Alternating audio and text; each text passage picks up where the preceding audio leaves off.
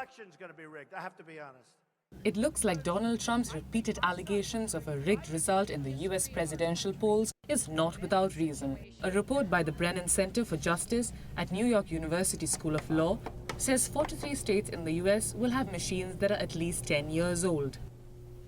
Electronic voting machines are essentially computers. We don't expect our laptops or our desktops to last a decade, and that's the kind of technology that these machines are using.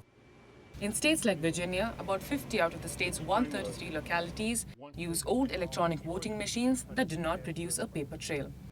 Without the paper trail, it is not possible for a voter to independently identify whether their vote was recorded properly. Upgrading to the newer machines is hampered by lack of funds. Totally because of money. I mean, it's a funding issue for locals. It's a pretty big investment to purchase new voting equipment, and so a lot of our localities, has been a financial issue.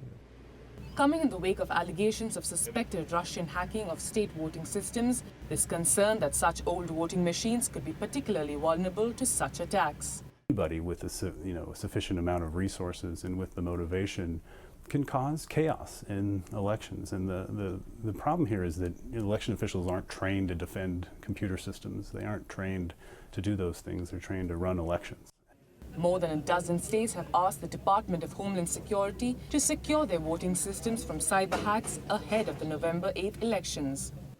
County election officials are also working on innovating voting systems in line with modern technology.